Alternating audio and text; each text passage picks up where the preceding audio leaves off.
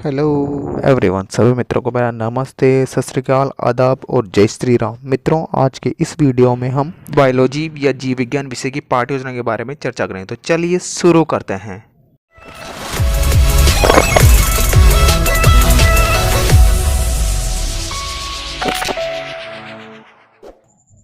मित्रों, पाठ्य योजना के बारे में बताने से पहले मैं आपको थोड़ी जो जानकारी दे दूं। अगर अब तक आपने हमारे चैनल को सब्सक्राइब नहीं किया तो प्लीज़ चैनल को सब्सक्राइब कर लीजिए और जो घंटे वाला आइकन है उसको ऑन कर लीजिए, ताकि आपको पाठ्य योजना के बारे में या किसी भी प्रकरण के बारे में या कोई भी वीडियो मिले तो आपको जानकारी सबसे पहले प्राप्त हो या सूचना सबसे पहले मिले। मित्रों, सबसे पहले जो आपकी दैनिक पाठ्य योजना डायरी के ऊपर पाठ्य योजना का क्रमांक लगा लीजिए और जिस विद्यालय में आपका बीएड या बीएसटीसी का प्रशिक्षण प्रोग्राम चल रहा है उस विद्यालय का नाम लिख लीजिए, कक्षा लगा लीजिए, कक्षा 8, और जो प्रकरण है आज का वो है सजीवों के लक्षण।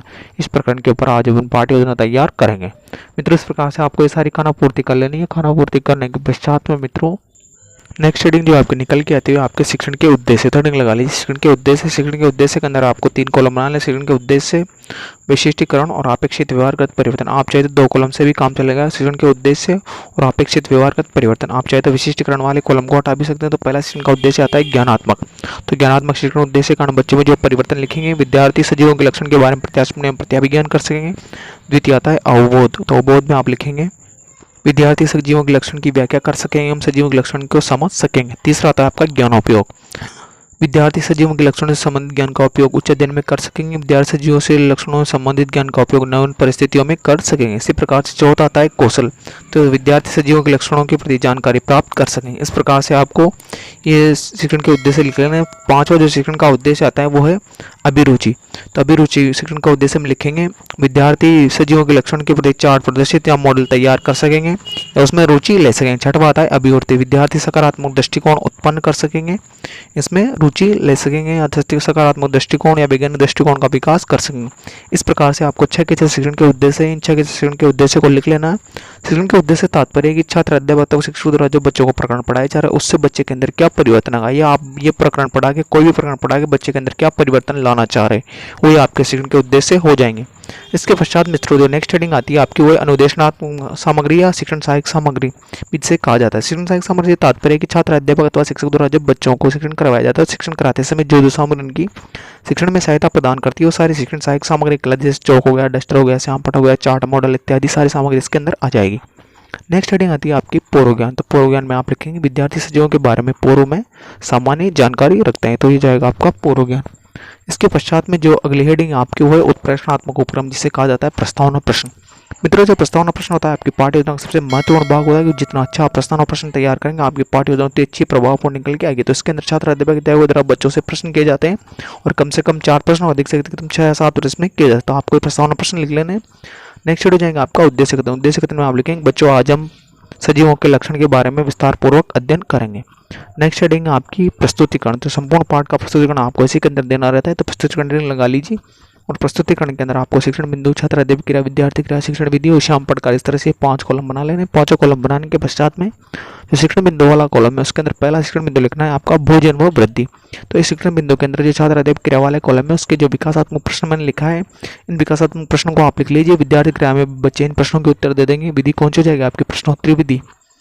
नेक्स्ट है इसका छात्र अध्यापक कथन। छात्र अध्यापक क्रिया के अंदर जो भोजन और वृद्धि से संबंधित छात्र अध्यापक कथन है उस छात्र अध्यापक कथन को आप ध्यानपूर्वक लिख लीजिए। जैसे मैंने लिखा है सजीव ऊर्जा है तो भोजन ग्रहण करते हैं, पादप भोजन संश्लेषण की क्रिया करते हैं, स्वयं भोजन बनाते हैं, जंतु भोजन है तो पादपों पर निर्भर रहते हैं। तो इस प्रकार से जो छात्र अध्यापक कथन है इसको पूरा लिख लीजिए। विद्यार्थी क्रिया में आप लिखेंगे विद्यार्थी ध्यानपूर्वक सुनेंगे, विद्या जो आएगी व्याख्यान विधि, और जो श्यामपट्ट कार्य उस श्यामपट्ट कार्य को आप परिपूर्ण कर लीजिए। जो छात्र अध्यापक कथन है इसमें से महत्वपूर्ण बिंदुओं को आप लिख लीजिए। तो ब्लैक चार्ट लगा के हो जाएगा आपका श्यामपट्ट कार्य। द्वितीय जो शिक्षण बिंदु आता है वो है श्वसन व गति। तो श्वसन व गति से संबंधित जो मैंने विकासात्मक प्रश्न आपको लिखा है, जो विकासात्मक प्रश्न होते हैं वो छात्र अध्यापक द्वारा लिखा जाता है। तो ये लिख लीजिए आप, इसके बच्चे इसके उत्तर दे देंगे। और जो छात्र अध्यापक कथन है उस छात्र अध्यापक कथन को आप ध्यानपूर्वक लिख लीजिए। विधि हो जाएगी आपकी व्याख्यान विधि और विद्यार्थी ध्यानपूर्वक सुनेंगे और श्यामपट्ट कार्य को आप कंप्लीट कर लीजिए। 6 महत्वपूर्ण बिंदु है शिक्षण बिंदु के। उसको आप लिख लीजिए। मित्रों इसके पश्चात में अगले पेज पर आपको फिर से वही 5 कॉलम बना लें। शिक्षण बिंदु, छात्र अध्ययन क्रिया, विद्यार्थी क्रिया, शिक्षण विधि व श्याम पटका, इस तरह से 5 कॉलम बना लीजिए। 5 कॉलम बनाने के पश्चात में जो तृतीय जो आपका शिक्षण बिंदु आता है वह संवेदनशीलता व उत्सर्जन, इससे संबंधित जो मैंने आपको विकासात्मक प्रश्न लिखा है, इन विकासात्मक प्रश्नों को आप ध्यानपूर्वक लिख लीजिए। जो छात्र अध्यापक कथन है उसको भी आप ध्यानपूर्वक लिख लीजिए। विद्यार्थी क्रिया में आप लिख लीजिए, बच्चे इस प्रश्नों के उत्तर दे देंगे, और जो छात्र अध्यापक कथन है उसको विद्यार्थी ध्यानपूर्वक सुनेंगे और महत्वपूर्ण मुद्दों को अपनी पाठ्य पुस्तिका में नोट करेंगे। शिक्षण विधि हो जाएगी, प्रश्नोत्तर विधि और व्याख्यान विधि और श्याम पट कार्यक्रम में बता दिया कि आप चार्ट लगा के, ब्लैक चार्ट लगा के इसके जो महत्वपूर्ण बिंदु लिखा है मैंने छात्र अध्यापक कथन के, इन महत्वपूर्ण बिंदुओं को आप ध्यानपूर्वक लिख लीजिए।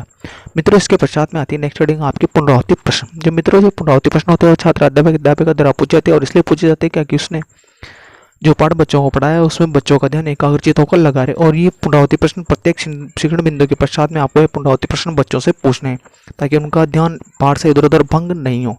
नेक्स्ट हेडिंग निकल के आती है मूल्यांकन प्रश्न। जो मूल्यांकन प्रश्न होते हैं वो छात्र अध्यापक द्वारा पूछे जाते हैं, और इसलिए पूछे जाता है कि उसने जो पाठ या जो प्रकरण या जो शिक्षण बिंदु या जो विषय वस्तु बच्चों को पढ़ाया है वो बच्चों ने सीखा है अथवा नहीं सीखा है, कितना सीखा है, इस बात की जानकारी, प्रतिपुष्टि या फीडबैक लेने के लिए ये मूल्यांकन प्रश्न किए जाते हैं।